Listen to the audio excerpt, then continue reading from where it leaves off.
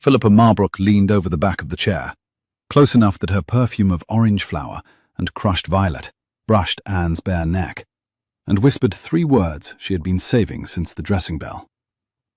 "Leave before you embarrass us." Anne Hartfield did not flinch. She set the unsipped glass of ratafia onto the satinwood console with the deliberate care of a person setting down a piece of evidence. Across the long room, where the chandeliers of Marbrook House threw their 100 candles down onto a crowd of strangers, the Duke of Ashworth was looking at her. He had been looking at her for some moments. Now his gaze did not move.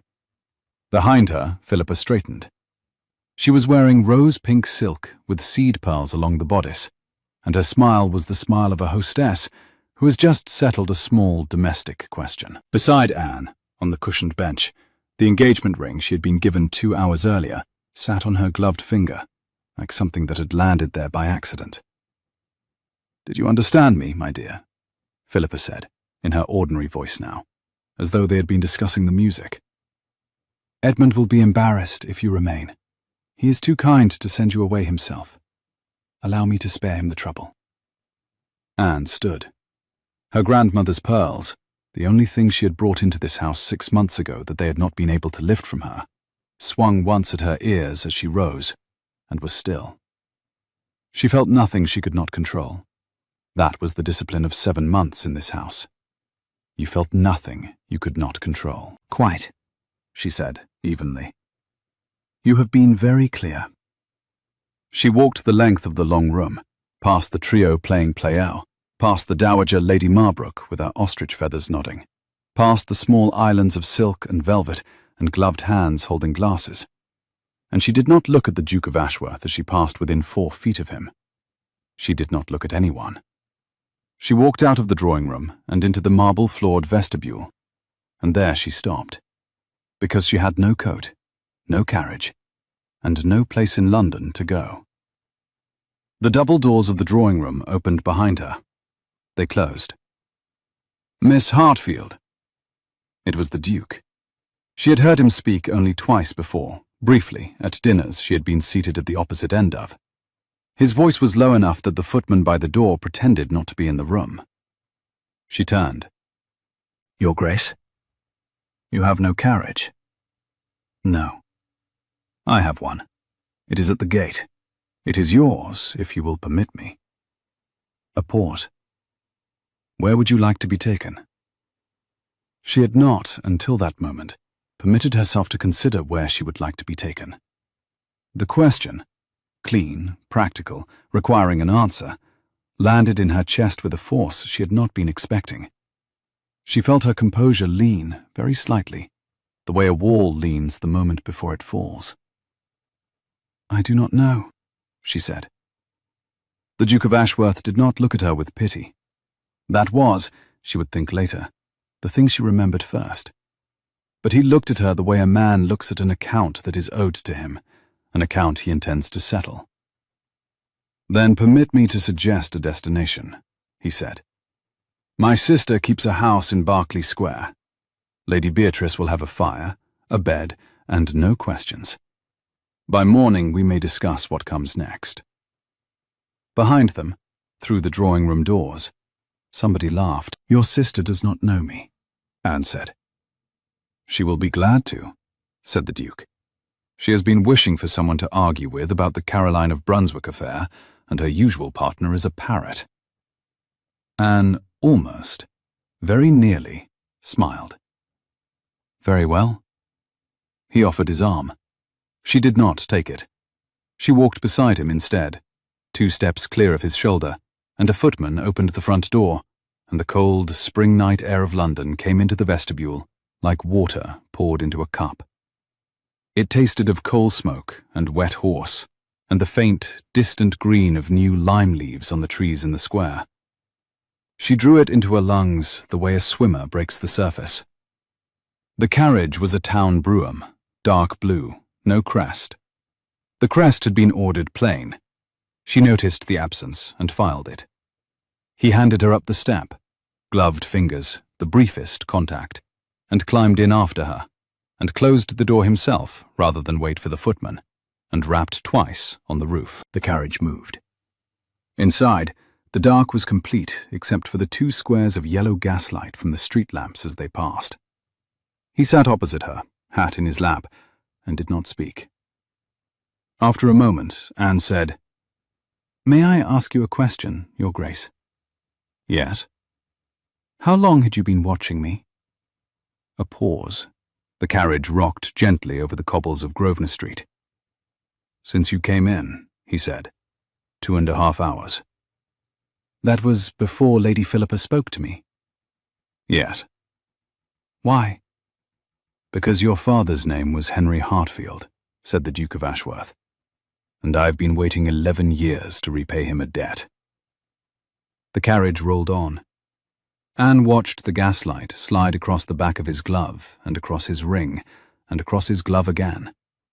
She set her hands very carefully in her lap.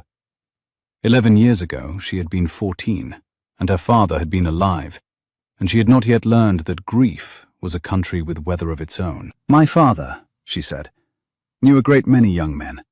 He was a generous correspondent." She paused. "If you intend to make me cry in this carriage, Your Grace, I would prefer you save it until morning. I am very tired." "I do not intend to make you cry." "Then what do you intend?" "To get you safely to my sister's house," said the Duke, "and then, in the morning, to ask you what you would like to do with the rest of your life. After which, if your answer is anything I can be useful to, I will attempt to be useful." She looked at him, in the moving rectangles of gaslight and shadow, and saw a man younger than she had supposed. 27 at most, 28 perhaps, with the heavy shoulders of a man who had spent more time on horseback than in drawing rooms, and the steady grey eyes of a man who had decided long before tonight what he meant to do, and was simply executing it now. "You did not happen," she said slowly, "to be at the Marbrooks tonight?" "No." "You came for me?" "I came," said the Duke, "to see whether what I had heard was true. I have heard a great deal about how Lady Philippa conducts herself in her own house. I wished to see it. Now I have." "And you are the only Duke who could ruin them," Anne said. She did not mean to say it aloud. It was a phrase that had been moving around the back of her thoughts for a quarter of an hour, since she had seen the Marbrook bankers exchange glances when her host arrived. It came out of her now with the wry, exhausted clarity of a person too tired to soften the truth. The Duke of Ashworth's mouth moved. Not quite a smile. "It would be more accurate," he said, "to say I am the only Duke who has been preparing to." The carriage turned into Berkeley Square. The brougham slowed. Through the window, Anne saw a tall, stone-faced house with a fanlight burning gold above the door, and a footman already coming down the steps with a lantern. She gathered her gloves more tightly, the way a soldier gathers reins before dismounting, and made herself ready to walk into a strange house, on a stranger's word, with no possessions but the pearl earrings of a grandmother she could barely remember. The Duke handed her down. The lantern caught the side of his face, briefly. Clean-shaven jaw, the slight unevenness of an old scar above the eyebrow, the patience of a man who has decided to wait for an answer. "Miss Hartfield." "Your Grace." "You owe me nothing for this," he said. "Whatever you decide in the morning, you owe me nothing. I'm settling an account that was opened before you were born." Anne said, "We shall see," because that was the only honest reply she had in her, and they went up the lantern-lit steps together to the door of Lady Beatrice Ashworth's house, and the door opened, and the night ended. Lady Beatrice Ashworth was 24, half a head shorter than her brother, with the same grey eyes and a head of dark hair piled in a riot of escaping curls. And she came down the stairs in a dressing gown of deep amber silk, holding a candle in one hand and an open book in the other. "Theodore," she said, without surprise, "it is past 1. Have you brought me a guest or a problem?" "A guest," said the Duke. "With no luggage and no maid," said Beatrice. taking Anne in with a single calm sweep of her glance. And in evening dress. She set the book down on the hall table. Anne saw the title, A French History of the Restoration, and held out her hand. Miss Hartfield, I think. I was at school with a cousin of yours. You are very welcome. Mrs. Hewitt? A motherly woman in a starched cap appeared at the top of the stairs, as though she had been waiting for the word. The blue room, said Beatrice. And a fire. And, I think, a tray. Soup, if cook has any. Bread and butter if she has not. Miss Hartfield is not to be required to make conversation tonight. I can, Anne began. You cannot, said Beatrice firmly, with a smile that had nothing of pity in it and everything of decision. You are so tired you have forgotten how to use the muscles of your face. I know that look. My brother looks like that twice a year. He is allowed to apply for entry to my house in that condition. So are you. Theodore, the breakfast room at 9. We will discuss things then, if Miss Hartfield is rested. Good night, my dear. Anne found that her hand had been pressed, briefly and warmly, between Beatrice's two warm palms. Then she was being conducted up a wide staircase by Mrs. Hewitt, into a corridor smelling faintly of beeswax and cut hyacinth, and into a room papered in pale blue, with a fire already lit, where someone had laid out a clean linen nightdress that was the wrong size, in a way that suggested it was Beatrice's own. Mrs. Hewitt closed the door without a single question. Anne stood very still in the middle of the carpet. Then she took out her grandmother's pearls, set them on the dresser, and put one hand against the bedpost the way a sailor holds a mast, not for comfort, but against capsizing. She did not cry. She had not cried in 7 months. She did not start now. But she sat down, very slowly, on the edge of the strange bed, in a strange house, in a borrowed nightdress that smelt of lavender, and for the first time since Henry Hartfield had been carried home from a hunting field with his neck broken, she felt the hard, small fact of being still alive sit down beside her like a companion. Then she lay back against the pillow, and the fire burned low, and the church bells of Mayfair counted out 2 and 3 and 3:15, and she slept. She woke to the smell of coffee. For a moment, in the blue-grey light of London morning, before the maids had come to draw the curtains, she did not know where she was. Then she remembered, in a single plain sentence delivered to her by her own mind. You walked out of the Marbrooks. There is no going back. She sat up. The pearl earrings were on the dresser. The dressing-table mirror reported a pale young woman with auburn hair coming down out of last night's pins, hazel eyes that had decided to be steady, and a mouth that had decided not to apologize. She did not know where her trunks were. She did not know whether the Marbrooks would send them. She did not know what she would wear to breakfast. A soft knock. Mrs. Hewitt entered with a basin of warm water, and over her arm, a morning gown of pale dove-grain muslin, trimmed with a single blue ribbon. Lady Beatrice's, miss. She bid me say it would be a poor fit at the bust, but a very forgiving one at the waist, and to please not stand on ceremony. Anne almost smiled. Thank you. I am, at the moment, entirely without ceremony. That is no shame, miss, said Mrs. Hewitt comfortably, setting down the basin. It is the great freedom of a guest. Anne washed. She dressed. The gown fit, more or less, in the way that a borrowed gown fits when both women are slim and the lender has been kind. She pinned up her hair as well as she could without a maid, and she went down the stairs of a strange house in Berkeley Square on the morning of the first day of her independent life, holding her grandmother's earrings in one closed palm, because she had been too distracted to put them on. The Duke of Ashworth and his sister were already at breakfast. The breakfast room looked east. The morning sun came through the long sash windows in 3 clean rectangles and fell on a table laid with silver and white china and a bowl of cut hyacinth. And the Duke rose when she entered, as was correct, and Lady Beatrice did not, because she had already made it clear that she did not require Anne to perform. "There you are," said Beatrice. "Coffee or tea? Theodore has bullied Cook into producing toast in the French style, which means it has been incinerated. Avoid the toast." "Coffee, please." The Duke poured it himself. He did this without fuss, the way a man pours coffee when he has long since decided it is not a task that requires a footman. He set the cup at her place. Their fingers did not touch this time. She noticed the not touching, and filed that too. She sat. She drank the coffee. It was excellent. After a moment, Beatrice said pleasantly, "I have written to the Marbrooks." Anne's cup stopped halfway to her mouth. "Have you?"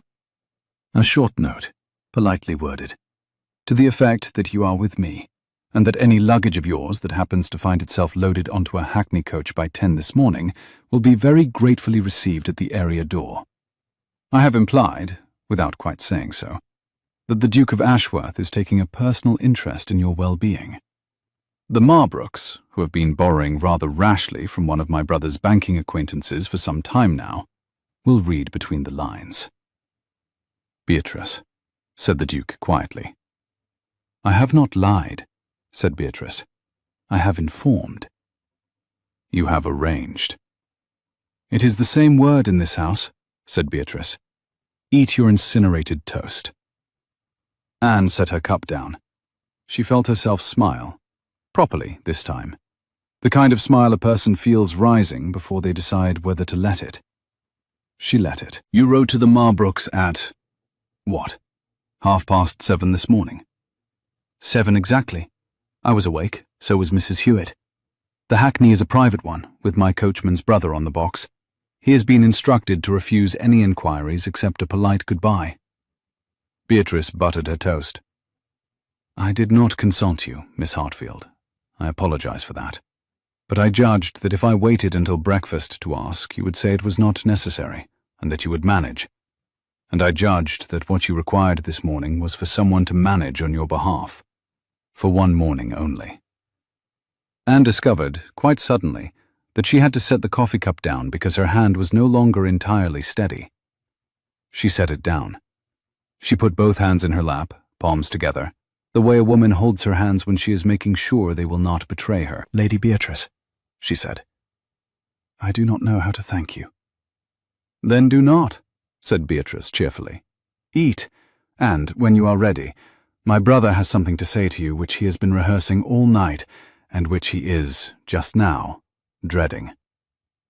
The Duke set down his coffee. He did not look as though he was dreading anything, but he did, Anne saw, press his thumb very briefly against the gold of his signet ring, once, hard, before he spoke. "Miss Hartfield." "Your Grace?" "In 1808, your father lent me a sum of money that saved my mother's life. She had taken a fall in Wexford.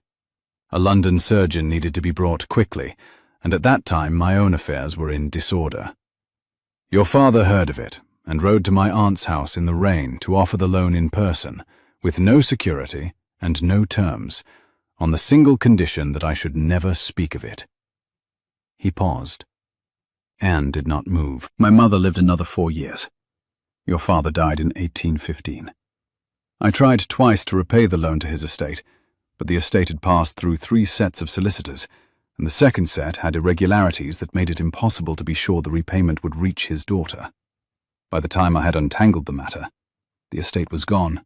You were a ward of the Marbrooks, and I had been informed that you were to marry Lord Edmund. I did not, at that point, see how I could be useful. So I waited." "You waited?" Anne repeated. "I purchased certain Marbrook obligations as they came onto the market," said the Duke very evenly. "I had been doing so for 2.5 years. I now hold the majority of their unsecured debt.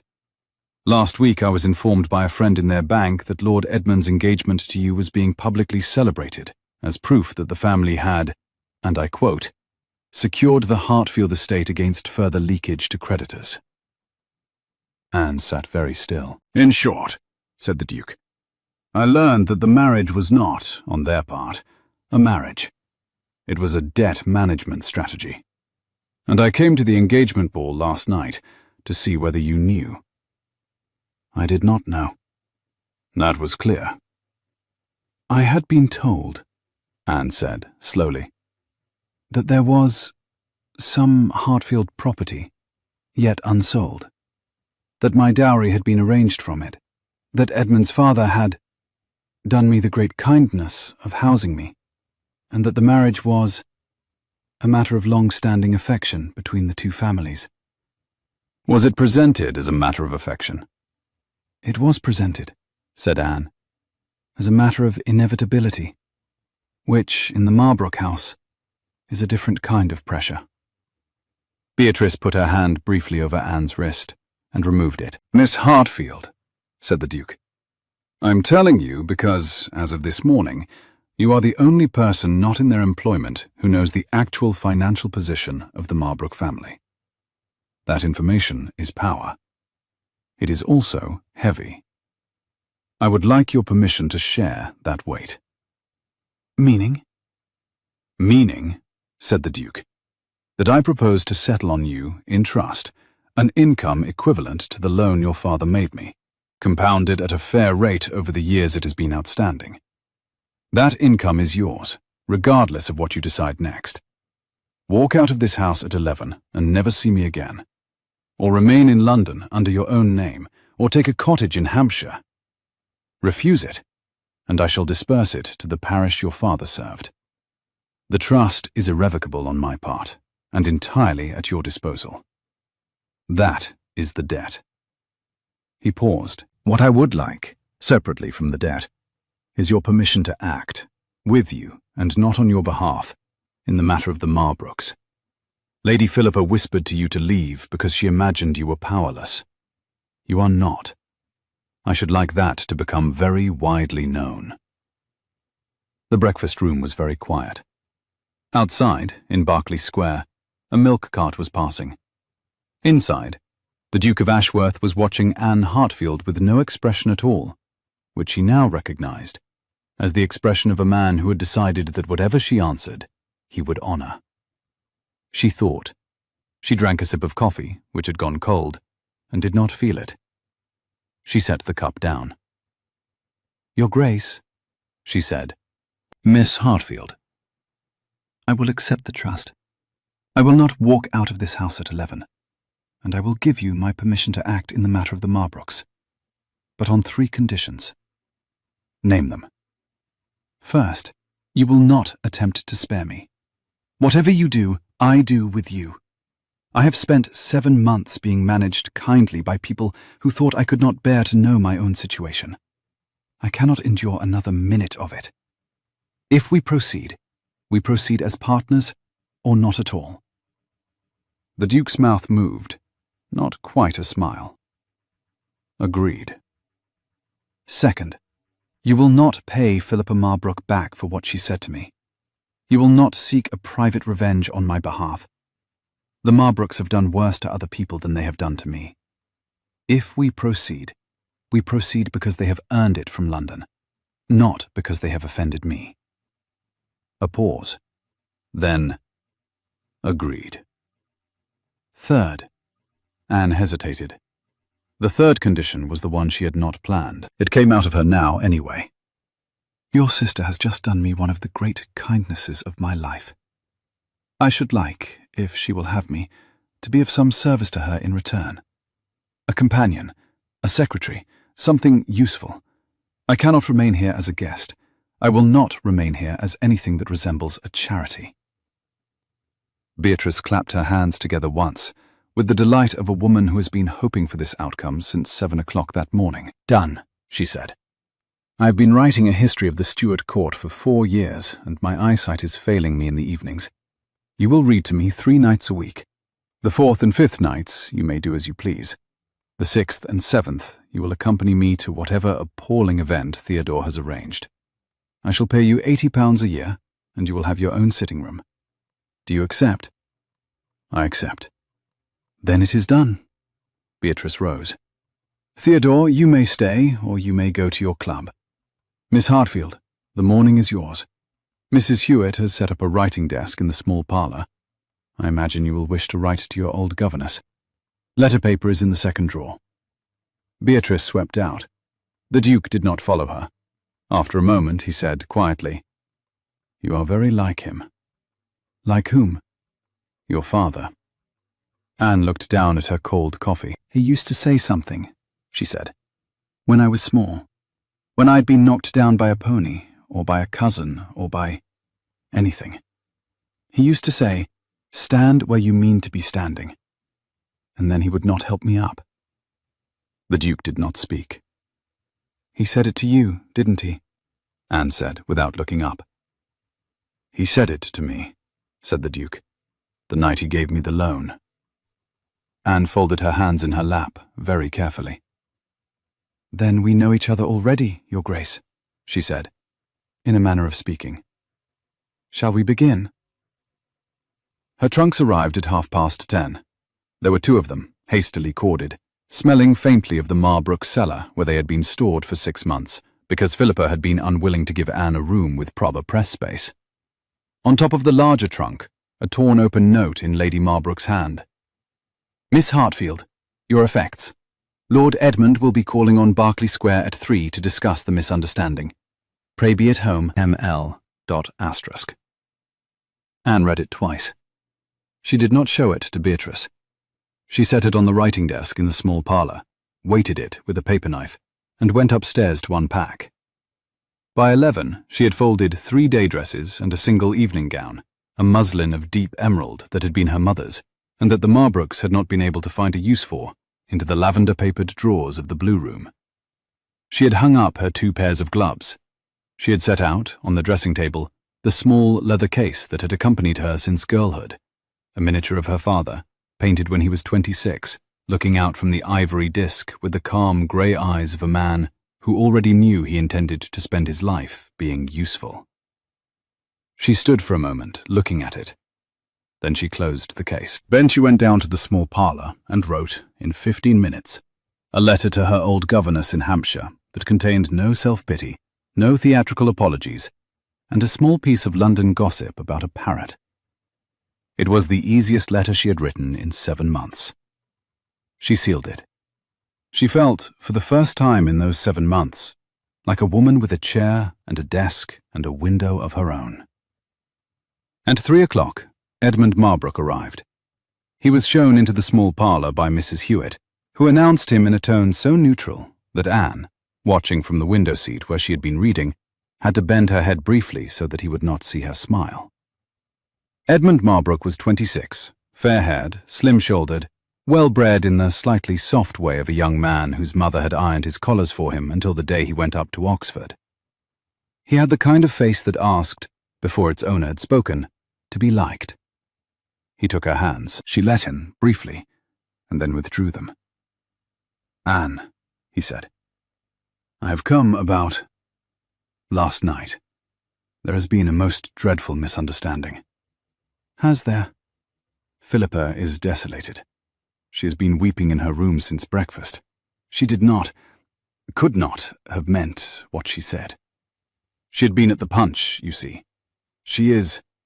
When she is at the punch, she is not herself." "Edmund," said Anne pleasantly, "Philippa was not at the punch. Philippa was nowhere near the punch. Philippa was sober as a curate, and what she said to me she had been preparing all afternoon. I was there. So was she." He blinked. He had a tell when he was being lied to or when he was lying. He blinked twice in rapid succession and then looked at the carpet. He did so now. "You are upset," he said. "I am not upset. I am clear." "Anne." "Edmund, please sit down. I should like to spare us both a long scene." He sat. He looked now very much like a man whose mother had sent him with a script. "You are returning home with me this afternoon," he said, with the careful gentleness of a man reading the script aloud. "We have arranged, Mamma has arranged, for the wedding to be brought forward to early June. The settlements have been signed. The notice will go to the Gazette on Tuesday. There is no occasion for any of this."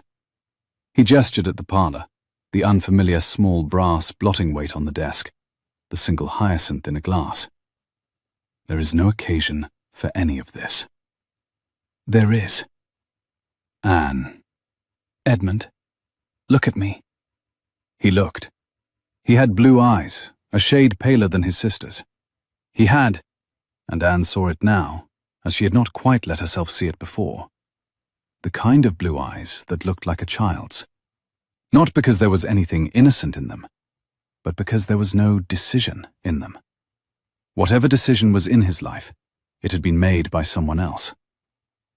Whose decision was the wedding? She asked. Ours. Whose, Edmund? Mamma's. Philippa's. We agreed it together, as a family, as we agreed everything. Did you ever, said Anne gently, want to marry me? Edmund opened his mouth.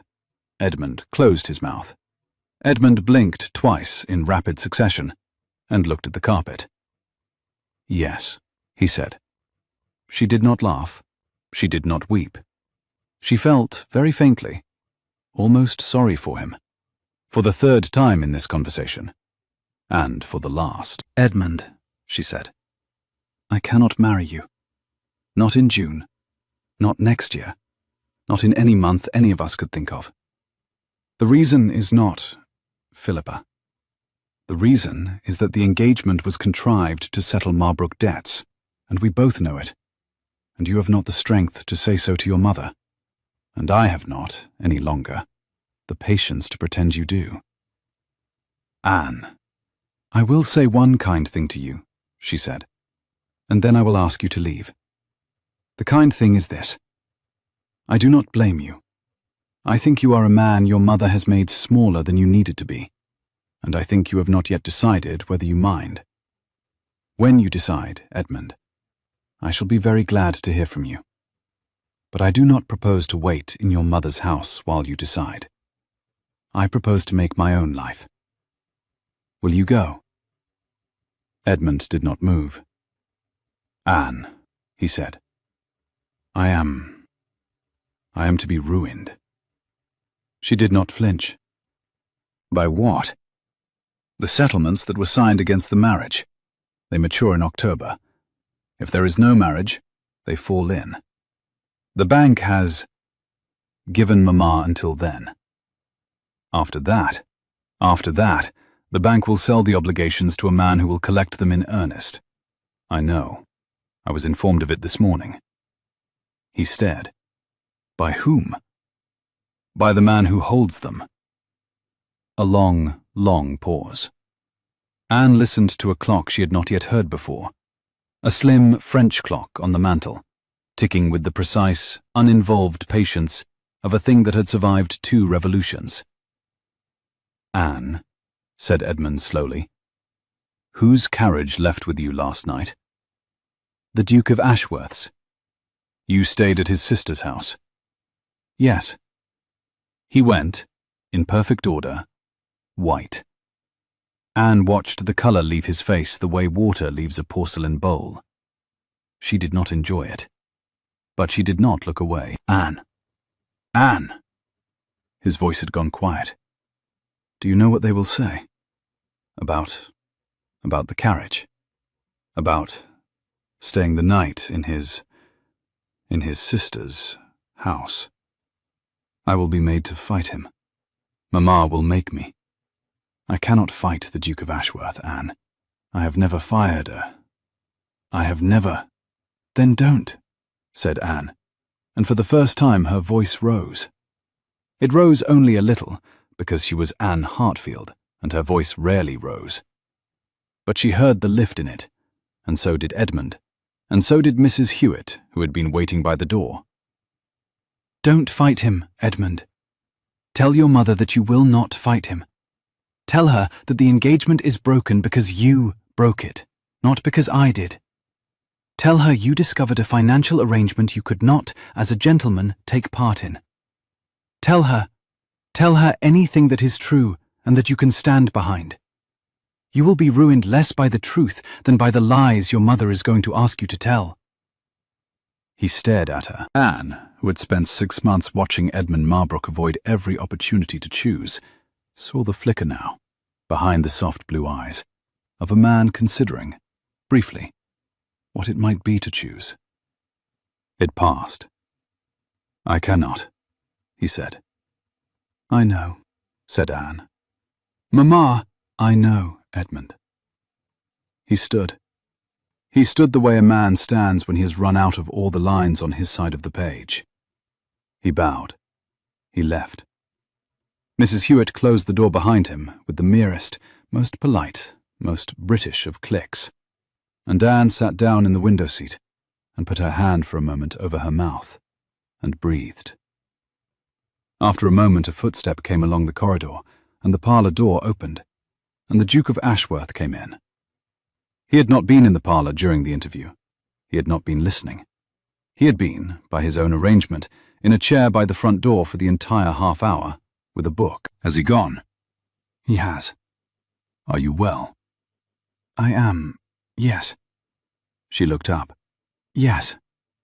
The Duke crossed to the window and looked out into Berkeley Square. The afternoon had clouded over. The spring light had gone silver. He stood with his hands clasped behind him and watched a nursemaid herd 2 small girls in pinafores past the railings. After a moment, he said, without turning, "I owe you an apology." "For what?" "I underestimated him." "Edmund?" "Edmund. I assumed he would arrive with bluster and threats. I assumed I would have to discourage him. I find, by listening through a door I had no business listening through, that he arrived terrified, and that you spared him, and that you sent him home in better repair than you found him." "Did I?" "You did." "He is going to lie to his mother." "He is, but you gave him an option, Miss Hartfield. He may not take it. He may.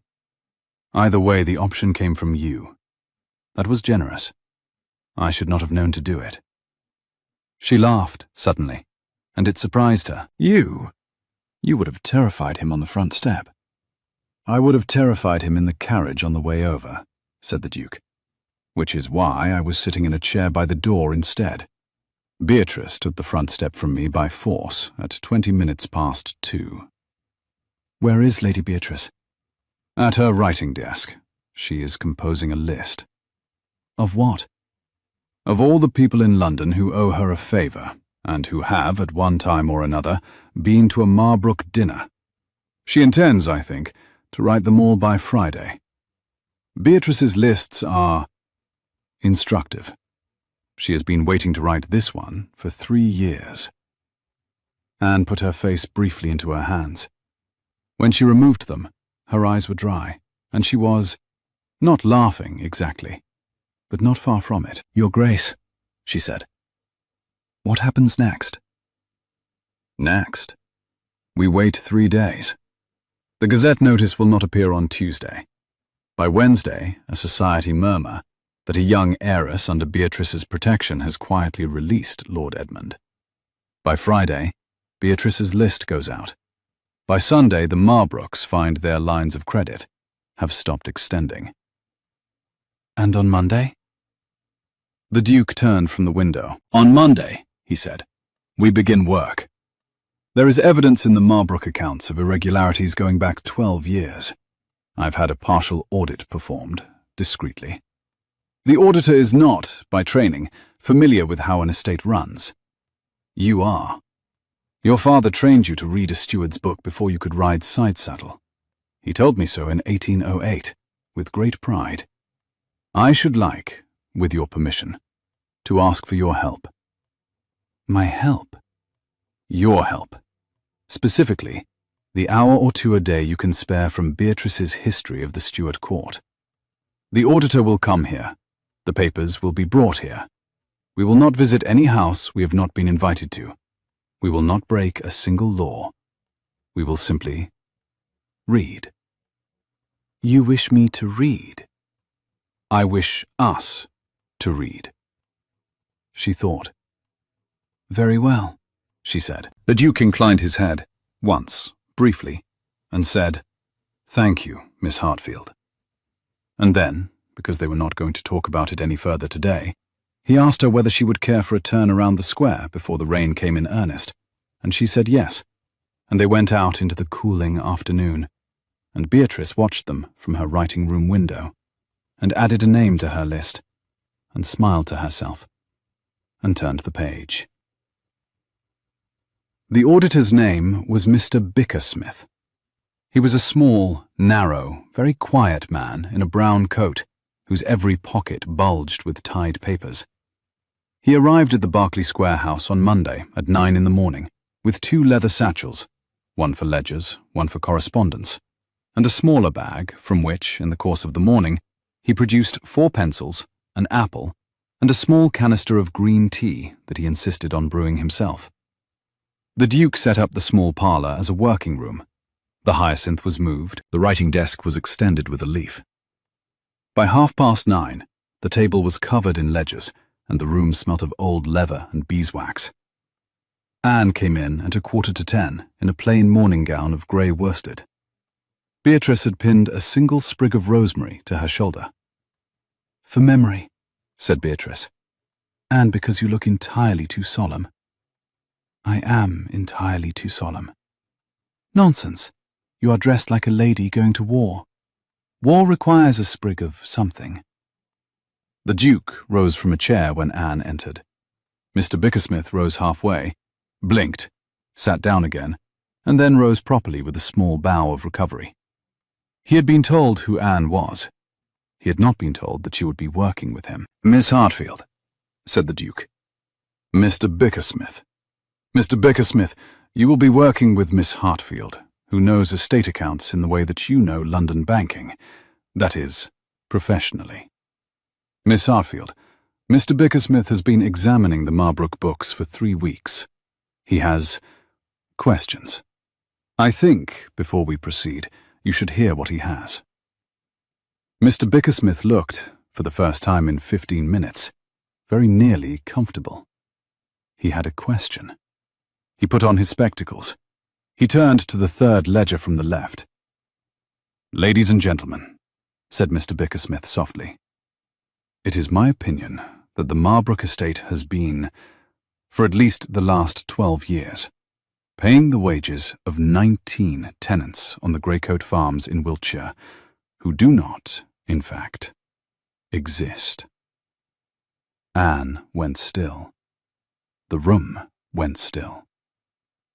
"Greycoat," she said. "Greycoat, ma'am. The Greycoat estate, lying west of Salisbury. It was attached to the late Mr. Henry Hartfield's holdings until, to my present understanding, 1815, when it passed by deed to the Marbrook family in lieu of certain debts. I have been unable to locate the original deed. I have located the entry of conveyance in the Marbrook ledgers. The conveyance is irregular." "Irregular how?" "In the matter of signature." The Duke had gone very quiet. Anne saw, in the corner of her eye, that his thumb had pressed once, hard, against his ring. "Mr. Bickersmith," he said, "whose signature is on the conveyance?" "Mr. Henry Hartfield's, sir, dated the 14th of October, 1815. "My father," said Anne, "died on the 5th of October, 1815. The room held its breath. Mr. Bickersmith took off his spectacles. He cleaned them with a square of yellow cotton. He put them back on. He turned the ledger toward Anne with the careful, sad courtesy of a man who has found a wound he cannot heal, but can, at least, dress. "That, Miss Hartfield," he said, "is what I have spent 3 weeks suspecting.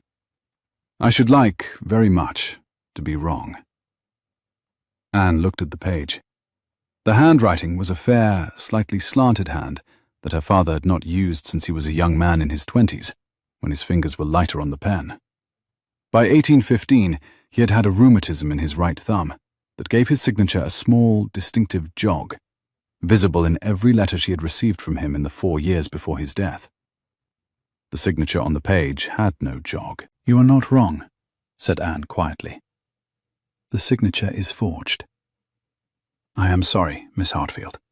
Don't be sorry. Mom, don't be sorry, she said again, and her voice this time was the voice she had used in the carriage on the night of the ball. Even, almost light, the voice of a woman who has decided not to break in this particular weather. I have spent 7 months living in a house that took my father's land before he was buried. I have spent 7 months being told that the Marbrooks were generous to me. I am not sorry.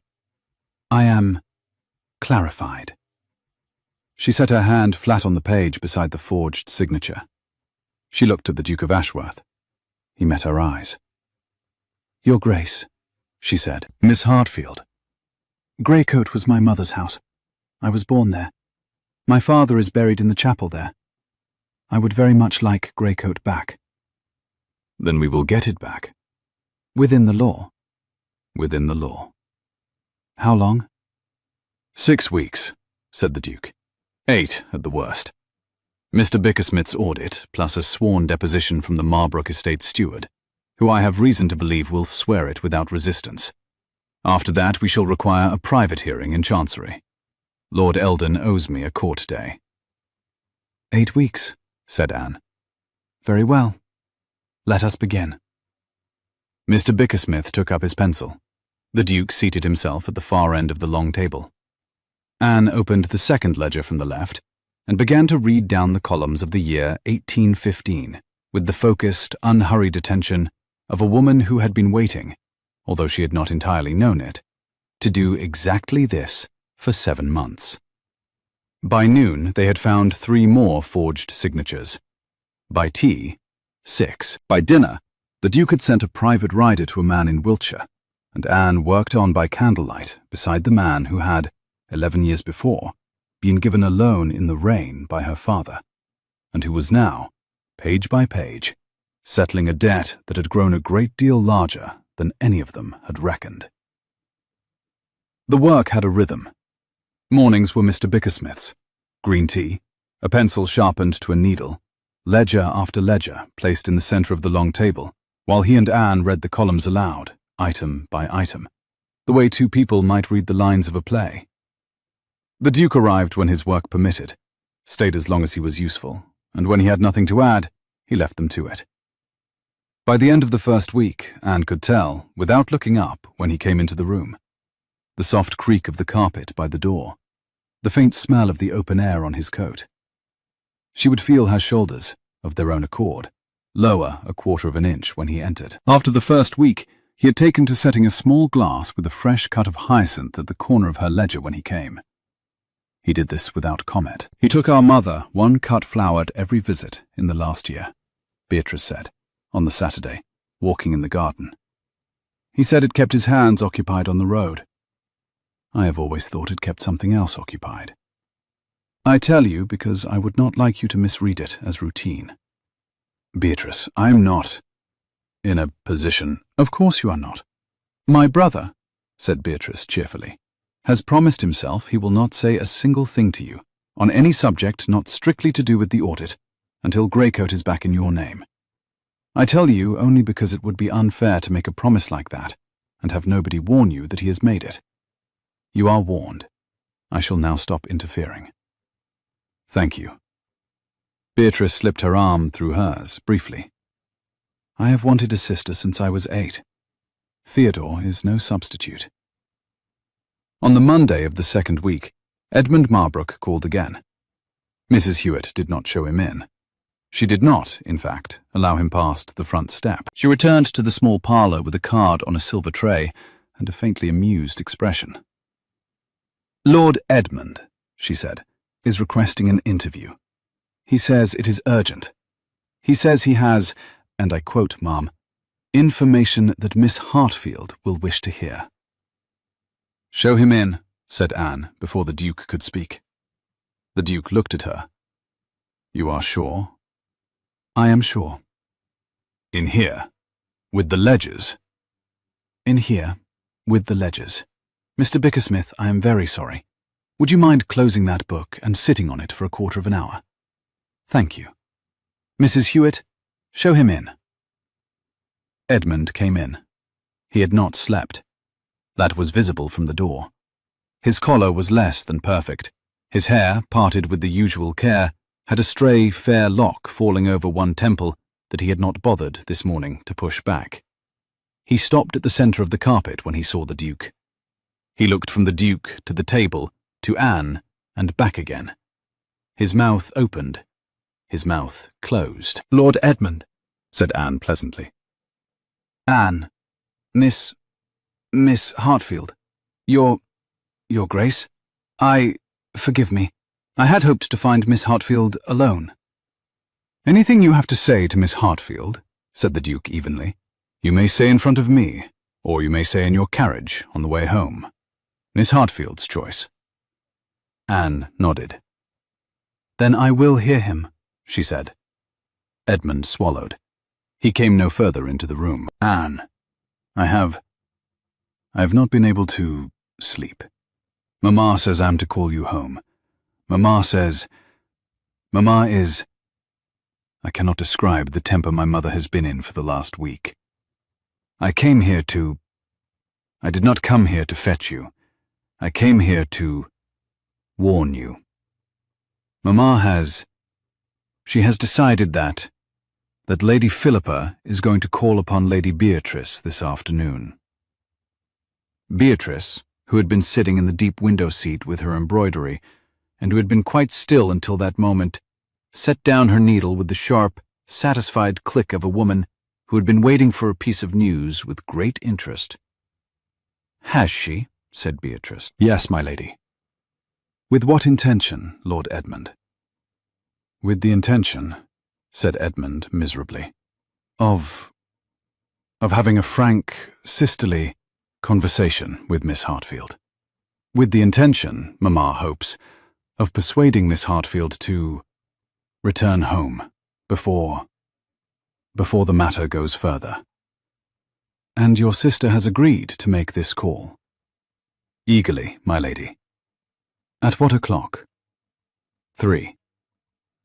Beatrice rose from the window seat. She crossed to the bell. She rang it. "Mrs. Hewitt," she said when the housekeeper appeared, "I shall be receiving Lady Philippa Marbrook at 3 o'clock. The drawing room, tea, the little Sèvres cups, the green ones, the almond biscuits, the card tray on the small table by the fire.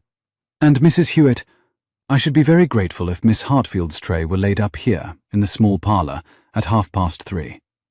Miss Hartfield will be working through the afternoon and is not, on any account, at home today." Mrs. Hewitt bowed her head and went. "Lord Edmund," said Beatrice cheerfully, "you have been very kind to bring this warning. I shall return the kindness. Tell your mother, when you go home, that Lady Philippa Marbrook is welcome at 3 o'clock and that I shall be delighted to give her tea, but that Miss Hartfield will not be receiving callers today, or, I suspect, on any subsequent afternoon for some considerable time. Is that clear?" "Yes, my lady." "Then good day to you. Mrs. Hewitt will see you out." Edmund bowed. He hesitated. He looked, for the first time in the interview, directly at Anne.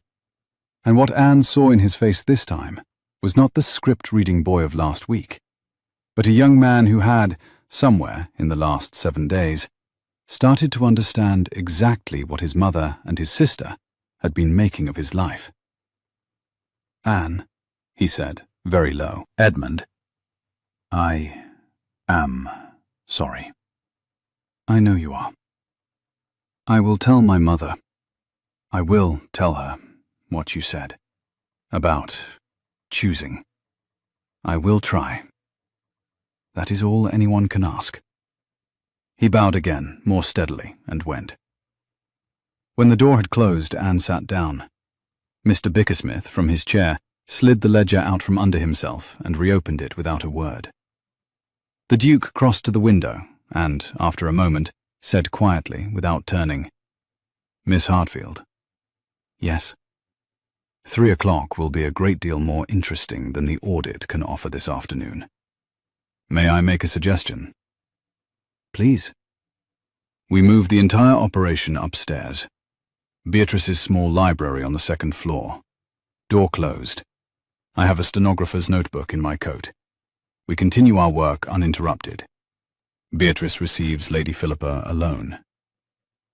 Beatrice alone? With Philippa? The Duke turned at last. He was, Anne saw with a small, surprising flicker of pleasure, actually smiling. A thin, very contained smile that reached the eyes only. Miss Hartfield, I know you have been with my sister only 10 days, but I have lived with my sister for 24 years. I should like, for once in my life, to be in the room above the room when Beatrice receives a woman who has come to bully one of her people. I shall not interrupt. I shall not, however, miss it. Will you join me? Anne looked at him. She thought about the 7 months of Philippa's small, wounding kindnesses and great public cruelties. She thought about all the afternoons she had spent in the Marbrook drawing room, perfectly silent, while Philippa told her how lucky she was, in her circumstances, to have been taken in. She thought about the moment last night when Philippa had leaned over the back of a chair and whispered. She thought about the little Sèvres cups, green ones, that she had dusted twice a week for 6 months, and that Philippa had once removed from her hand because she did not, she had said with a smile, trust their help to keep them safe. Your Grace, she said, I should be utterly delighted. So they went upstairs. They took the ledgers. They took Mr. Bickersmith. They took 2 pots of tea. They closed the door of the small library at 5 minutes to 3. And at 3 exactly, Lady Philippa Marbrook arrived, in a carriage with the Marbrook crest displayed, and was shown into the drawing-room of Lady Beatrice Ashworth, and the door was closed behind her. And from the open transom above the second-floor library, the whole house listened. Lady Beatrice greeted Philippa pleasantly. She offered her tea. She poured it herself, with a kindness so perfectly judged that Anne, 2 stories above, found herself smiling helplessly into her ledger. Philippa began carefully. Lady Beatrice, I have come, most reluctantly, on a delicate matter. I am sure you have. Miss Hartfield has been, under our care, for some little time. She is, I am afraid, prone to a certain instability of mood. We are, Mamma and I, most concerned that her recent flight from our house might be misinterpreted. By whom, Lady Philippa? By society. By the well-meaning observers of London. I see. It would distress me very much if it were thought that Miss Hartfield had left us under any sort of duress. Beatrice's voice, when it came, was the same voice she had used at the breakfast table on Anne's first morning. Clear, warm, perfectly courteous. Anne had learned, in 10 days, to identify the precise note Beatrice used when she had decided to be nicer to a person than they could possibly tolerate. My dear Lady Philippa, said Beatrice, what an excellent thing it is that you have come. I have been wishing for an opportunity to set your mind quite at rest. Miss Hartfield is an old family friend. She has come to me on a long visit. There is no duress whatsoever. There is nothing to misinterpret. I cannot imagine, truly I cannot imagine, what poor friend of yours could be putting such anxious notions into your head. Have a biscuit. Lady Beatrice, the almond ones are particularly good. Cook makes them with rose water. Lady Beatrice, I had hoped Miss Hartfield would receive me for a few moments. Oh, my poor dear, did you not have my note? Miss Hartfield is engaged this afternoon. She is engaged most afternoons. She is, alas, not free. Have another biscuit. A small silence. Then Philippa, in a different voice, the voice Anne knew from the back stairs of the Marbrook house, the one Philippa used to the maids, said, Lady Beatrice, we both know what is happening. I am willing to be civil. I should very much prefer not to be uncivil. Mamma is very near the end of her patience. Is she, my dear? Said Beatrice. How tired she must be. There will be talk. I should imagine there will. Talk that will damage Miss Hartfield. My dear Lady Philippa, I have lived in London long enough to know that the moment a young woman of unprotected fortune enters a house, the talk begins. The only useful question is whose talk it will be. Yours, for example, or mine, or, should it become necessary, my brother's. A longer silence. I see, said Philippa eventually. I thought you might. Lady Beatrice, I was raised to believe that ladies do not threaten one another over tea.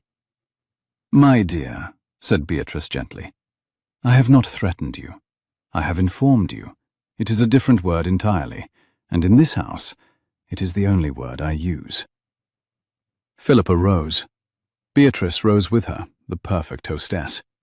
There was the soft rustle, audible from above, of silk being arranged for departure. There was the polite click of a teacup being returned to a saucer untouched. I shall give your respects to my mother, said Philippa. Pray do. And to my brother. By all means. Philippa walked to the drawing-room door. She paused with her hand on the handle. You are protecting her, she said. It was not a question.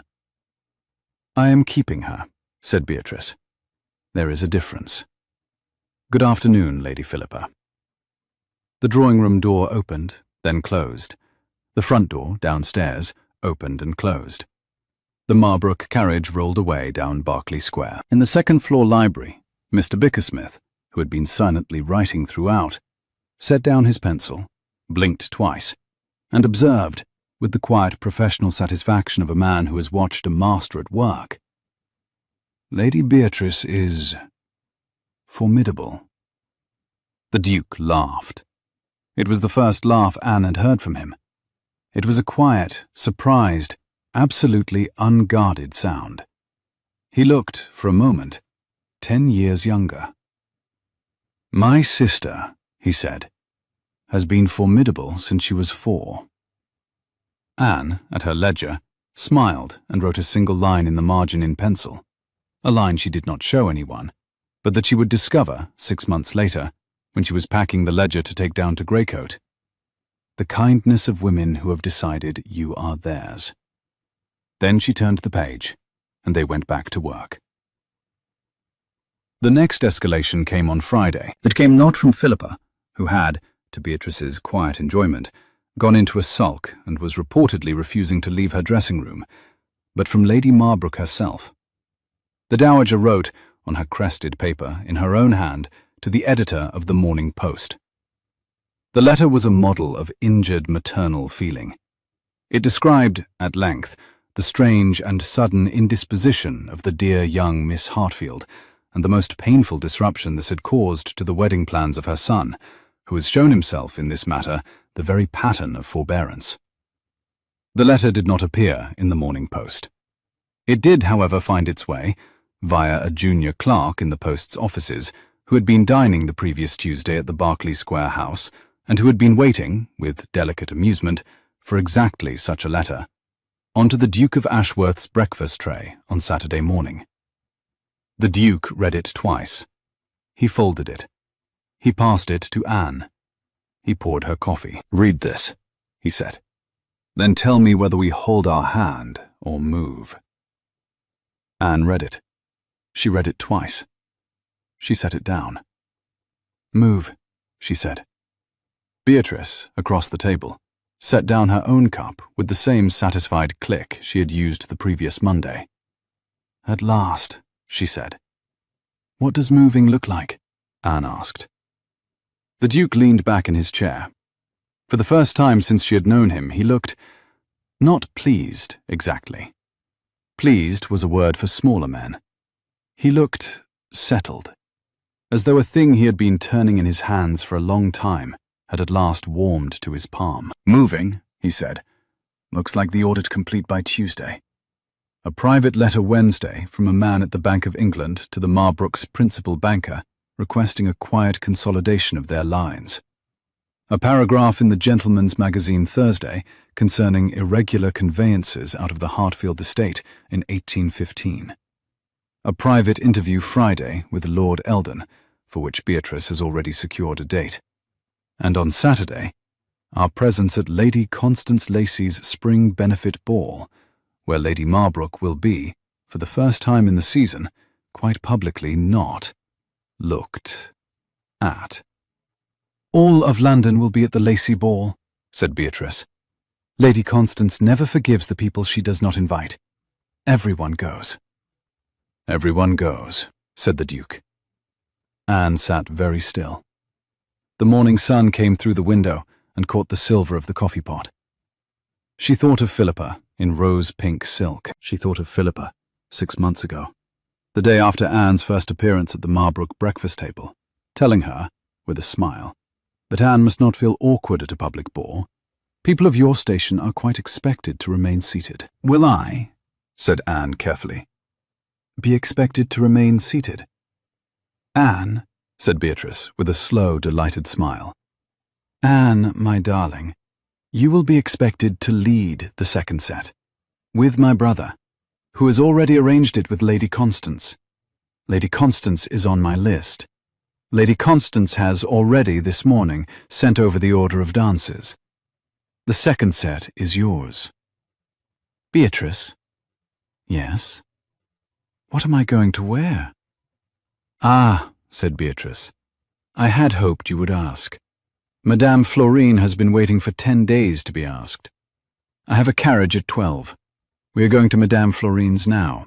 She has, preemptively, set aside a length of ruby silk velvet that she thinks would not suit anyone in London but you. I told her you would not let her be wrong. Drink your coffee. We leave in 20 minutes." Madame Florine, a sharp, small Frenchwoman with the quick, exact hands of a born dressmaker, pinned the velvet at Anne's hip with a gesture so deft, Anne never saw the pin enter the cloth. The gown, when it was complete, would be the deep ruby of a glass of Burgundy held against firelight. The bodice would be modest by the standards of the season, the sleeves short and full, the only ornament a single line of dark gold trim at the hem. "You will not wear jewellery," said Madame Florine. "The throat is the gown." "My grandmother's pearl earrings," said Anne. Madame considered, then nodded once. "The pearls. Yes, the pearls are witness." In the carriage on the way home, Anne discovered a pair of dark gold dancing slippers and a small evening fan painted with white hawthorn flowers beside her on the seat, where Beatrice had quietly placed them. She turned, ready to protest. Beatrice held up one gloved hand. "Anne, we agreed that for one season I would manage on your behalf. I am managing. I am also enjoying myself enormously. The argument is closed." Anne sat with the parcel in her lap and felt something she had not felt for so long that she had to give it a moment to identify itself. It was anticipation. The Lacey Ball was held on the Saturday in a townhouse on Park Lane that had once belonged to a king's mistress, and that, in consequence, had ballroom doors so wide that a carriage could, in principle, have been driven through them. The marble floor of the entrance hall was lit by sconces. The chandelier in the great drawing room had been polished for 2 days. The orchestra, 15 pieces, brought up from Vauxhall, was already tuning when the Ashworth carriage joined the long line of carriages along Park Lane. Anne sat very still inside the carriage, between the Duke and Beatrice. She had been asked twice by Mrs. Hewitt that afternoon whether she was warm enough. She had been asked once by the Duke whether she was breathing. She had laughed then. She was breathing now, with attention, the way her father had taught her to breathe before a difficult horse. In for 4, out for 6. The ruby velvet shifted around her ankles as the carriage moved forward. The dark gold slippers caught the light from the sconces along the road. At her ears, her grandmother's pearls, her grandmother's witness, held very still. The Duke spoke, very quietly, without turning his head. "Miss Hartfield." "Your Grace." "Whatever happens in there, I want you to know one thing. 2 things. First, Beatrice and I will not leave this house until you do. If at any moment you wish to go, you have only to look at me. We will go. There is no minimum. There is no obligation. We are here because we chose to come, and we will leave when you choose to leave. Thank you. The second? The second, said the Duke even more quietly, is that you are the most dangerous person in any room you enter tonight. The Marbrooks do not know what we know. They do not know what is in Mr. Bickersmith's audit, or what was sent to the Bank of England yesterday, or that Lord Eldon is hearing a private petition on Tuesday. They believe you walked out of a ball 19 days ago in a fit of pique, and that, with sufficient pressure, you may be persuaded to walk back in. They are wrong. That asymmetry is your weapon. Use it kindly. Use it once. Use it well. The carriage stopped. The footman opened the door. The light of the Lacey townhouse fell across Anne's lap. She stepped down. The Duke followed. Beatrice followed. They went up the steps together. "Lady Beatrice Ashworth," called the majordomo. "His Grace the Duke of Ashworth, Miss Anne Hartfield." A pause, fractional, perfect, between the second name and the third. The pause was the sound of half the room turning its head. Anne walked into the ballroom on the Duke's right and Beatrice's left, and 100 candles caught the ruby velvet, and her grandmother's pearls swung once and were still. And across the long room, where she had known they would be, because Beatrice had a copy of Lady Constance's guest list, Lady Marbrook and Lady Philippa and Lord Edmund were standing in a small island near the orchestra, and Philippa, in cream silk and rose-coloured roses, was laughing with a dowager Anne did not know, and Philippa's laugh stopped, exactly as a clock stops, when Philippa saw who had come in. Lady Marbrook went white, and she went red. Then she composed her face, which was the face she had worn for 40 years, with the weary skill of a woman who had been composing it since before Anne was born. The orchestra struck up the first set. Anne did not watch the Marbrooks. She watched instead the Duke. He gave her his arm. She took it this time. They walked together down the side of the ballroom, past the long row of gilt chairs, past the open windows that gave on to the dark spring garden, past the punch table where the dowagers had collected. And they stopped, exactly where Beatrice had told them to stop, at the edge of the dance floor, where Lady Constance Lacey was standing with her tall, thin son. "My dear," said Lady Constance warmly, taking Anne's hand, "you are wholly and entirely welcome in my house. I should like to present you to my son, Mr. Frederick Lacey, who has been wishing for an introduction. Frederick, Miss Hartfield. Miss Hartfield, my Frederick." Frederick Lacey bowed. It was a deep bow. It was the bow of a young man who had been thoroughly briefed by his mother about which young woman this evening was being publicly received. "Miss Hartfield," he said, "the honour is mine." Anne curtsied.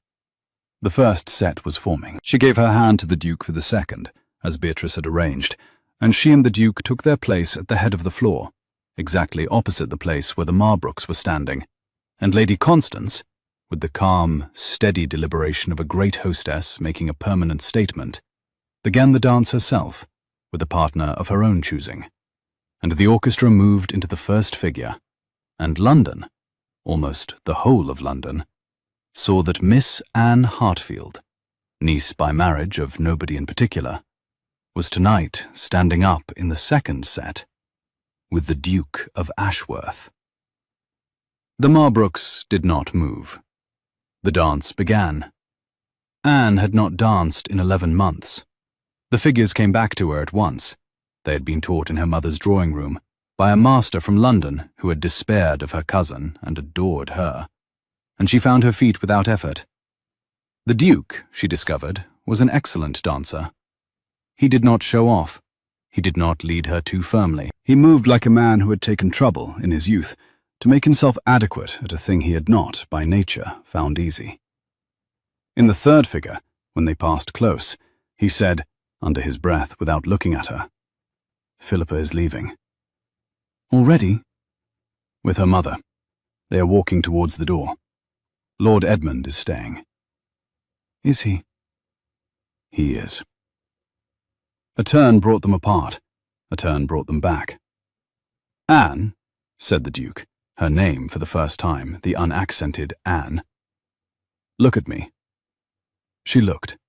They were turning under the chandelier. The candlelight ran along his jaw and across the silver embroidery on his waistcoat and into the grey of his eyes. "Anne, I'm not going to declare anything tonight. I'm keeping a promise. But I would like, when this is over, when Greycoat is yours, when you are no longer in any way a person who needs my protection, I would like very much to ask you a question.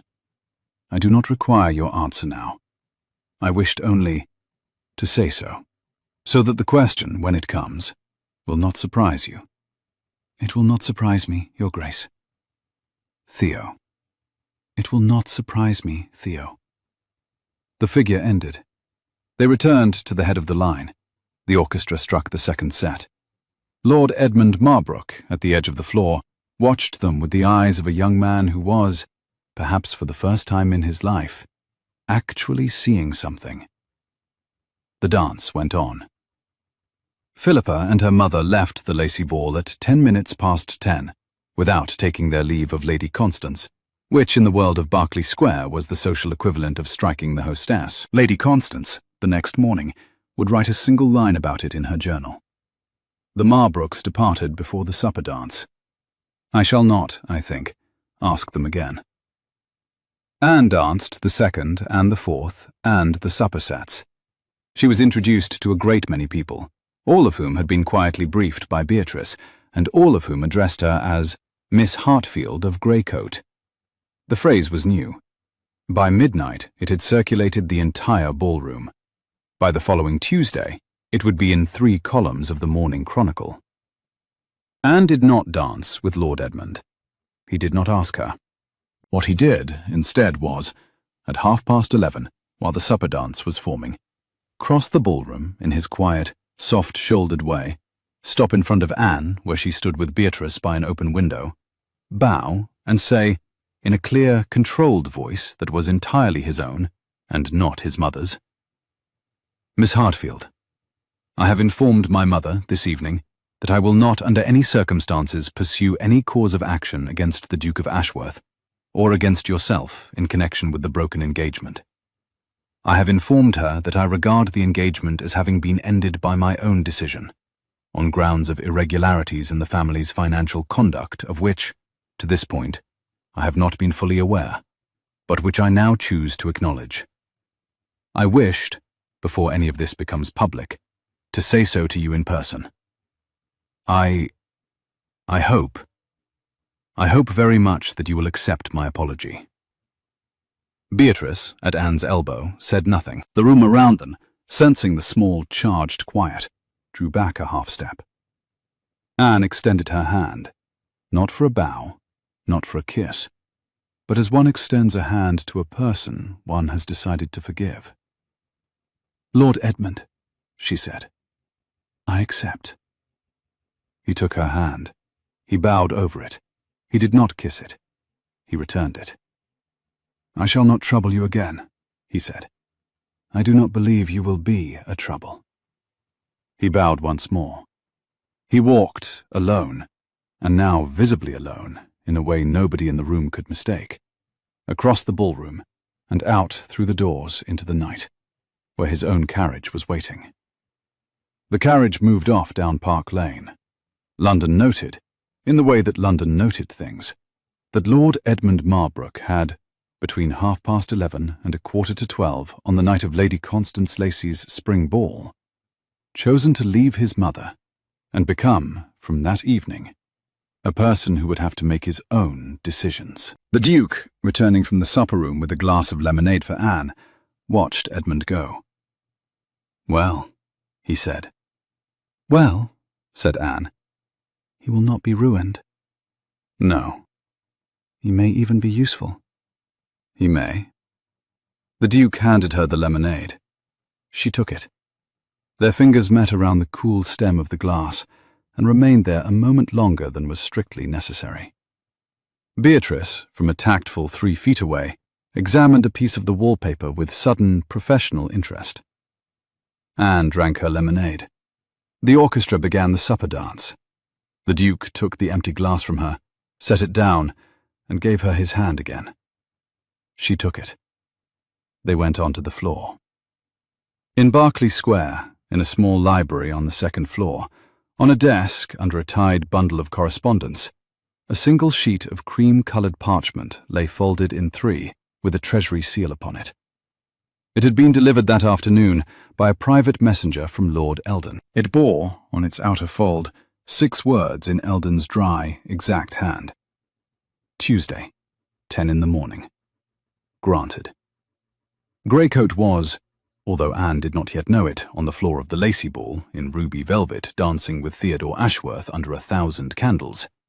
5 days, 6 hours, and 40 minutes from being hers. Tuesday came in a soft grey rain. Anne dressed at 7:30 in a dark blue travelling gown. Mrs. Hewitt, who had risen at 6 to lay the fire, brought her chocolate without being asked. Beatrice, in a wrapper, came along the corridor at 7:45 and tied a small spray of dried lavender to the cuff of Anne's left glove. For courage. I have courage. For style, then. The Duke's carriage was at the door at 20 minutes to 9. The Duke himself was standing on the pavement in a long grey overcoat, with his hat held behind him, the way Anne had learned in 3 weeks he stood when he was waiting, and did not wish to be observed waiting. He handed her up. He climbed in. The carriage moved off down Berkeley Square in the soft, persistent rain, towards Whitehall and the Court of Chancery, and Lord Eldon. In the carriage, Anne said, "If I cry in court." "You will not cry in court." "If I do." "Then you will cry in court," said the Duke, "and Lord Eldon will be moved, and he will give us our judgment 1/4 of an hour earlier than he had intended, and Mr. Bickersmith will fold his handkerchief into your hand, without anyone seeing him do it. If you cry, Anne, you cry. There is no rule against it. There is, however, a rule against apologizing for it, and I shall enforce that rule personally." Anne laughed. She did not cry. She did not cry, either, when Lord Eldon, a small, dry, exhausted man with hair like grey wire, read out the judgment. The irregular conveyance of the Greycoat estate, dated the 14th of October, 1815, vacated as a forgery. The property reverting entirely to Anne Hartfield, daughter and only issue of the late Henry Hartfield. All costs adjudged against the estate of Lady Marlbrook and her son. The matter referred to the Crown for further consideration. She did not cry then. She made a small bow, in which her grandmother's pearls swung once, and were still, and she said, "Thank you, my lord."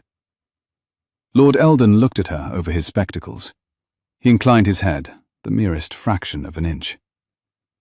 "Miss Hartfield," he said, "your father was a friend of my father. He stood for me at my christening. I am, personally, glad." "My lord." "Go and see your house, Miss Hartfield. It has been much missed." She did not cry there, either. She cried in the carriage, briefly, on Whitehall. 3 minutes only.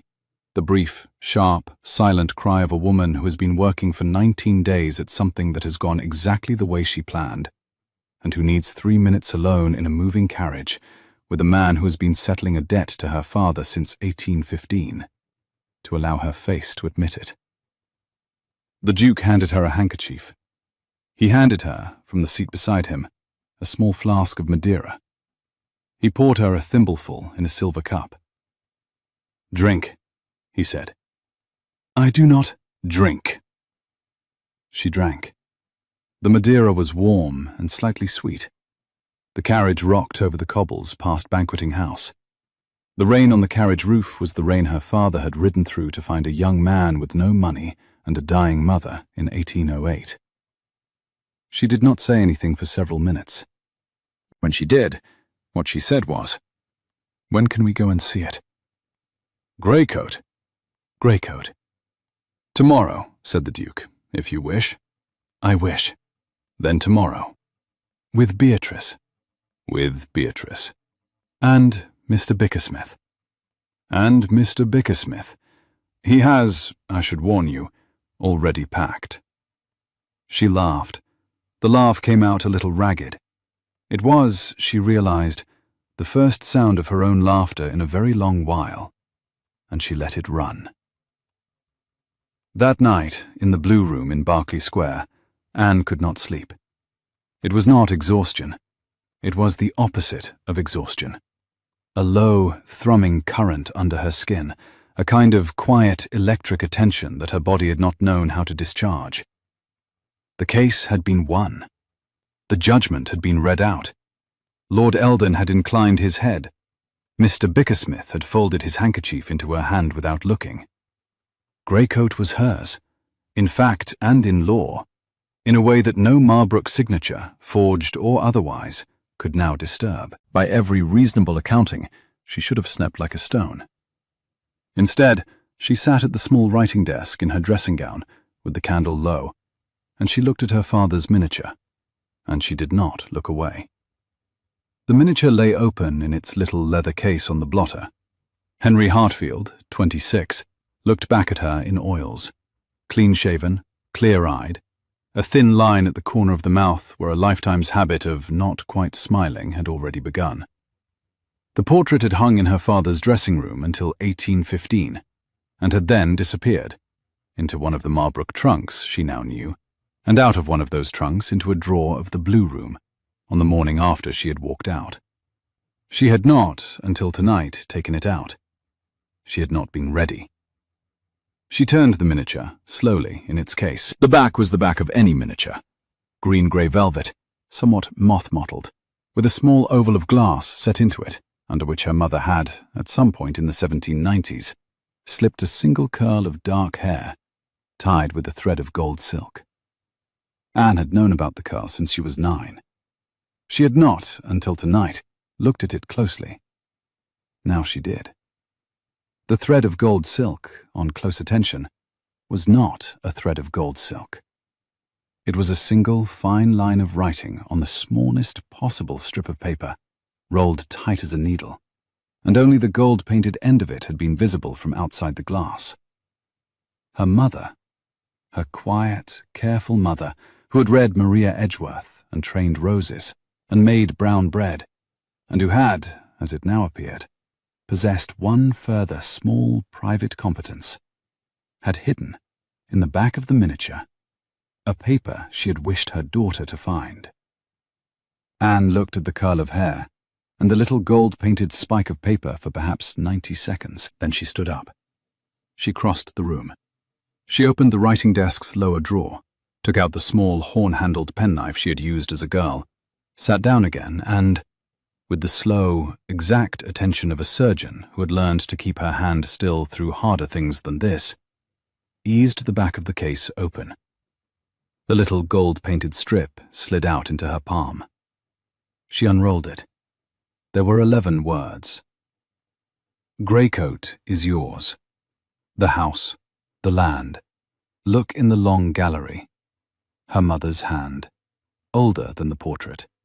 Hurried, but not panicked. Anne sat very still. She had known, of course, that Greycoat was hers. The afternoon's judgment had said so in 5 paragraphs of dry court Latin. But this small note, written, by the look of the hand, perhaps 3 weeks before her mother's last illness in 1814, and slipped into the back of a portrait of a man already a year gone by then, said something different. The Marbrooks had, at the time of her mother's death in 1814, not yet seized Greycoat. The forged conveyance was dated 1815, 6 months after both parents were gone. Whatever her mother had meant by the long gallery had been hidden before the Marbrooks came. It had been waiting, undisturbed, for an unspecified daughter, for an unspecified day.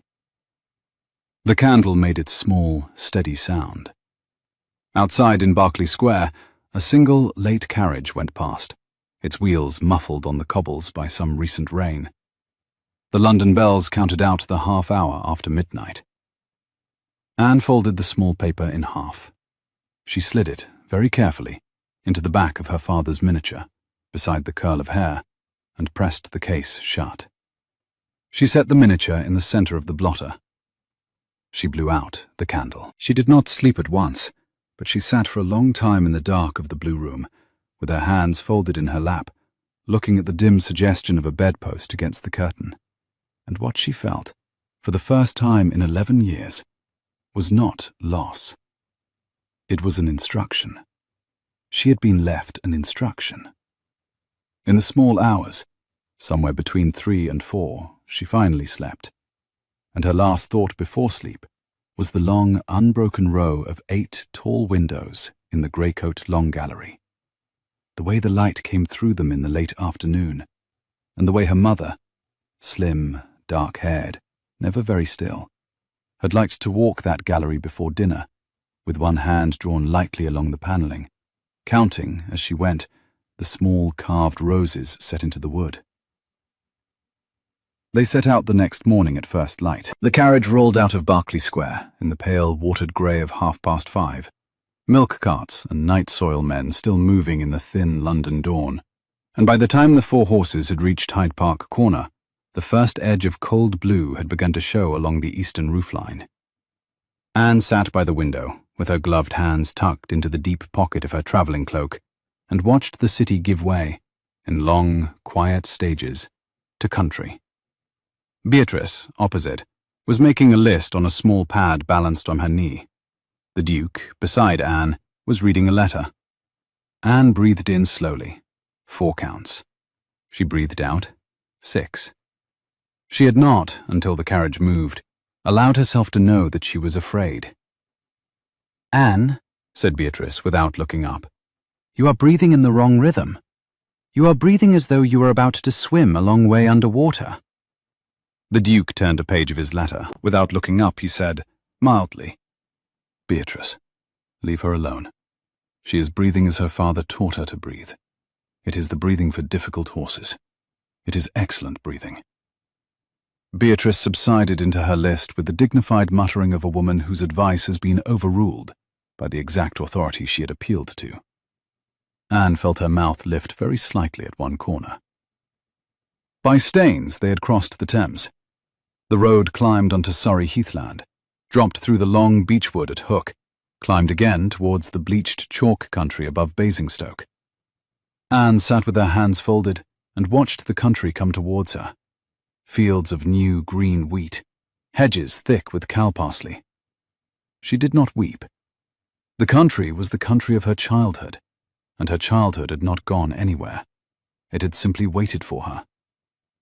Andover came towards them at 4 in the afternoon. The Star, a coaching inn with a courtyard of cobbled brick, around which trailed a remarkable old white rose, now coming into the first of its bud, took them in with the slightly anxious enthusiasm of an innkeeper who had been told, 3 days previously, that a duke was to come. While Beatrice went out to the kitchen to discuss with the cook the duck for which the Star was famous, Anne walked alone the small distance to the courtyard rose. It was a tall, leggy old Gallica that had been planted in the yard before the war with France. She had not seen it since she was 14, when her father had brought her here on the way to Salisbury for a horse fair. It was the same rose. The country had not gone. She had been about to turn from the rose to go back across the courtyard when Mr. Bickersmith came out of the small side door of the inn at a quicker pace than she had ever seen him take. He had a folded paper in his hand, and the slightly frowning expression of a man whose long professional habit of not being surprised by paperwork had for once been disturbed. "Miss Hartfield." "Mr. Bickersmith?" "There is a letter for you, under cover. The landlord says it was brought by a private rider at 1 o'clock this afternoon. Sealed, addressed to Miss Hartfield. Expected to lodge tonight at the Star, Andover. The rider would not give a name, he would not eat. He paid for the letter's keeping and rode out at once." He held out the paper. Anne took it. The hand on the outer cover was Edmund Marbrook's. She knew it at once. Round, soft-shouldered, slightly hesitant at the start of every word. Exactly as he wrote it. She broke the seal. The letter was short. "Anne, I came home last night to a long discussion in the back drawing-room. My mother has written to a man at the bank named Mr. Travers. She is proposing, in the event that the Greycoat case goes against us, to attempt a private compromise with Travers, under which certain Marbrook obligations would be sold across to a continental house she has been corresponding with under another name. I do not know the foreign house. I do not approve of it. I thought you should know. Marbrook. Anne read it twice. She folded it. Mr. Bickersmith. Miss Hartfield. Please ask the landlord whether the writer is still in the town. If he is, do not approach him. Simply find out. Then come to me. I shall be in our parlor. Mr. Bickersmith bowed and went. Anne walked with the letter folded small in her gloved hand, back across the cobbled yard. The writer was no longer in the town. Mr. Bickersmith reported this 20 minutes later, with the calm professional satisfaction of a man whose enquiry had been brief and successful. The rider had taken a fresh horse and was already 3 hours along the southward road. Anne sat for a moment with the letter in her lap. Then she gave it to the Duke, who read it through once, and read it through again, and folded it, and laid it carefully on the table. Edmund, he said slowly, may turn out to have been the most useful person in this house after all. He may. I shall write to Whittaker tonight. He will speak to the bank in the morning. Lady Marbrook will discover before luncheon that no London bank will purchase her obligations onward to any continental house, named or unnamed, without first consulting the holder of record. Which is to say, me. The continental door is closed before she has reached it. Tonight. Tonight. Anne folded her hands in her lap.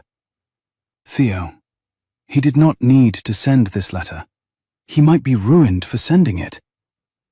He might, and yet he sent it. Beatrice, coming back from the kitchen smelling magnificently of duck and orange, saw their faces and stopped at the door. The Duke handed her the letter. Beatrice read it. Move Lord Edmund Marbrook, she said, in the voice of a woman silently revising a list, from the column of acquaintances under suspended judgment to the column of young men deserving an invitation. It is not sentiment, Theodore. It is information. That night, Anne slept for 9 hours under a coverlet of old white linen embroidered with daisies, with the smell of the white rose coming faintly in at the half-open window. They left Andover at 7 and were on the long, open chalk road westward by the time the sun had cleared the elms. The country grew flatter and broader as they came down out of Hampshire into Wiltshire. Anne began to recognize the shapes of fields, the bends of streams, the long, low backs of hills she had ridden as a child on a stout bay pony called Honesty. She did not say the names aloud. She felt them go past inside her, the way a bell rings inside a stone tower without anyone having struck it. They turned south at the crossroads above Stowford. The road became narrower, walled with high hedges of whitethorn just beginning to flower. A milestone appeared on the verge. Greycoat, 2 miles. Anne put her hand, very briefly, against the inside of the carriage door. Beatrice, without saying anything, without looking, laid her gloved hand on top of Anne's, and left it there for the count of perhaps 8, and then withdrew it, and went back to her list. The Duke, who had set aside his letter half an hour before, sat very still and watched Anne's face in the corner of his vision, with the quiet, undisturbing attention of a man observing the moment in which a friend comes back to a place she has not seen for 11 years. The road dipped through a small wood. It rose, it curved, and on the rise, to their left, between 2 great horse-chestnuts already in their candle of white spring flower, the long, grey stone front of Greycoat came into view at last across the green of the home pasture, with the slow rooks going home over the high beechwood that lay east of the chapel, and the soft May light on the stone of the south front. They arrived at the gate at 2:30. The lodge clock, Anne noticed without surprise, because some things will keep time without a master, was 4 minutes slow. Anne stepped down from the carriage at the gate. The lodge-keeper's wife, a Mrs. Pierce, who had been 9 years old when Anne was born, and who was now 63, came out of the lodge-house, and, on seeing Anne, who had her mother's auburn hair and her father's straight back, and was wearing her mother's pearl earrings, sat down quite suddenly on the lodge bench and put her apron over her face, and wept. She wept for a full minute. Then she stood up, dried her face, took Anne by both shoulders and said, "Welcome home, Miss. Mrs. Pierce. Welcome home." Anne walked, with Mrs. Pierce on one side and the Duke at a respectful 3 paces behind, up the long drive to the south front. The drive had ruts. The lawn had not been cut for weeks. A pane in one long gallery window had been mended with paper. None of this surprised her. The bones of the house, the warm grey stone, the stepped gables, the long avenue of limes behind the chapel, were as she had remembered them every night, in every dream, since the carriage that had carried her north to the Marbrooks had taken its last look at this drive in March of 1815. She walked into the entrance hall. The flagstones were the flagstones. The umbrella stand was the umbrella stand.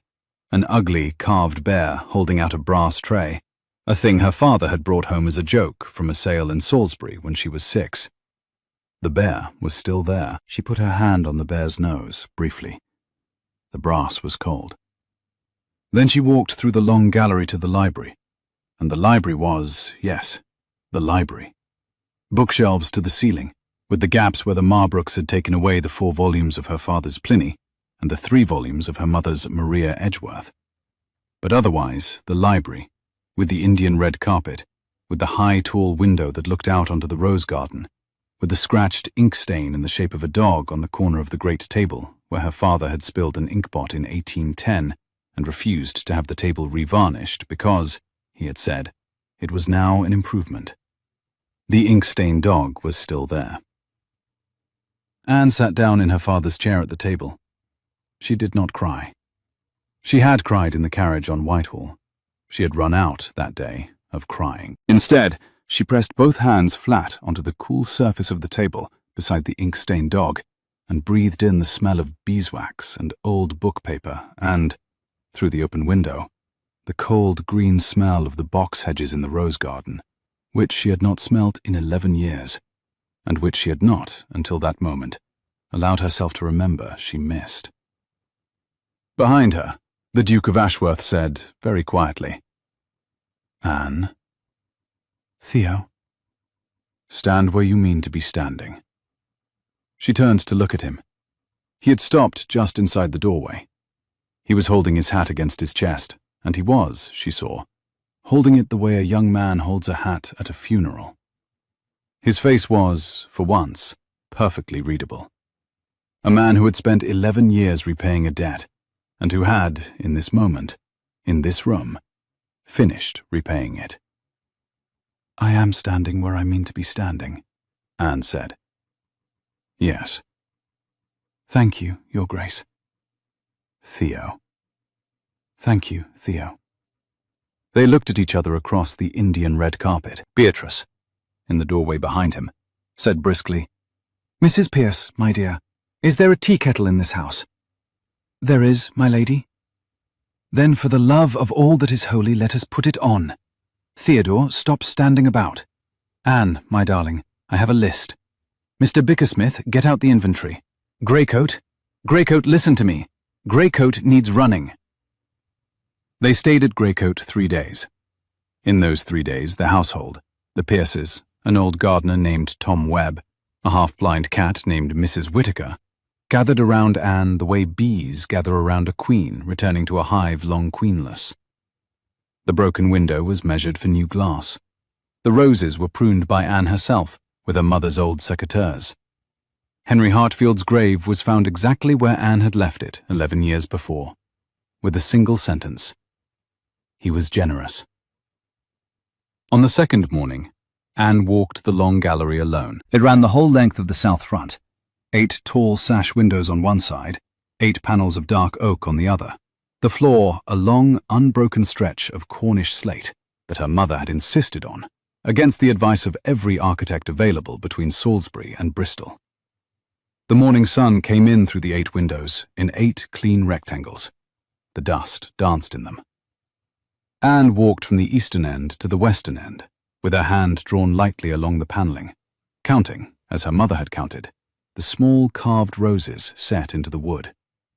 There were 48 roses. She had counted them as a child. She had counted them now. She did not know. She had not, then, allowed herself to know what she was counting them for.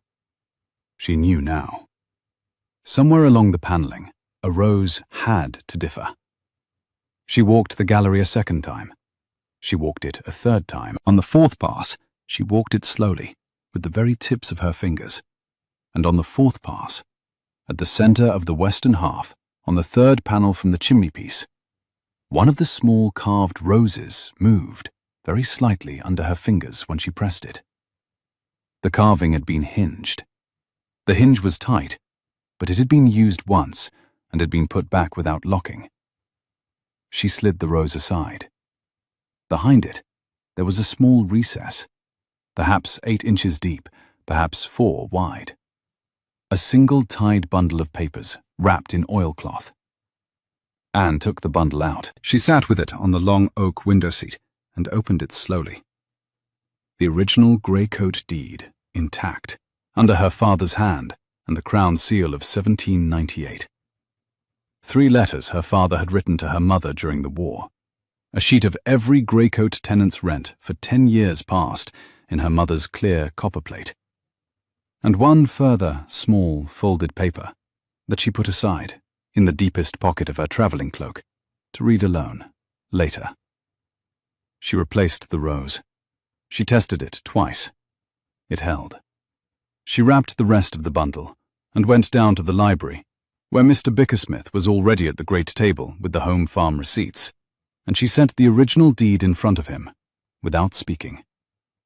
Mr. Bickersmith took it up, put on his spectacles, looked at it again, and said softly, "Your mother was a thorough woman."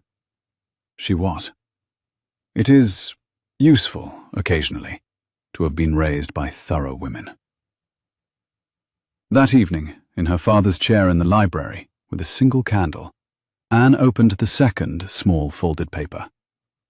It was a list, in her mother's hand, the names of 3 neighbours of the Hartfields in 1813, who had, her mother believed, been party to the proposed transfer. Beneath the names, her mother had written, "None of these men is to be ruined. They are merely to be informed that the inheritance was always to be Anne's. M.H. March 1814. Anne folded the paper and set it beside the miniature.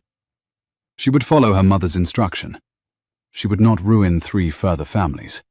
She would simply, at some future date, send each man a polite note. She would inform. It was, she had learned in 7 months, the most useful word a woman could possess. Anne knelt at the grave. The Duke stood at the chapel door, hat in hand, 3 paces back. She did not say anything aloud. She did, however, in her head, give her father a brief and accurate report of the previous 19 days. And when she had finished, she stood up, brushed the moss off her gown, and went out into the May afternoon. The Duke was waiting. "Anne," he said gently. "Thea, I have a question." "You have?" "I have." He crossed the chapel yard. He stopped a foot from her. He took her hand, the bare hand this time, no glove, no buffer. "Anne Hartfield of Greycoat," said the Duke of Ashworth, in the slow, careful, entirely steady voice of a man who had been turning these particular words for a long time. "I am no longer in your debt. The trust is yours. The house is yours. Lord Eldon's judgment is on file. The Marbrooks are, by the close of this week, finished. There is, between us, no longer a single, practical, reason for me to wait." "No," she said, "there is not." "Will you, at some point in the next year, at any pace you choose, at any conditions you set, consider becoming my wife?" She looked at him. She thought of Philippa, leaning over the back of a chair. She thought of the Duke watching her across a long room of strangers. She thought of a carriage in a dark street, and a man who had been waiting 11 years to repay a debt he had been forbidden to speak of. She thought of a hyacinth on the corner of a ledger. She thought of her father, riding through rain in 1808 with a purse he had not been asked to carry. She thought of the words on his grave. He was generous. She thought of all of these things in the chapel yard at Greycoat, with a man holding her bare hand. "Theo," she said. "Anne, I have one condition." He smiled, for the second time only that she had seen. "Name it." "You will not pay Philippa Marbrook back for what she said to me. I have already won. I do not need her to suffer. I should like her to be survived. I should like her to know every day for the rest of her life that I am living an excellent life that she had hoped to deny me, and that I am not wasting a single hour of that life on her. Can you live with that?"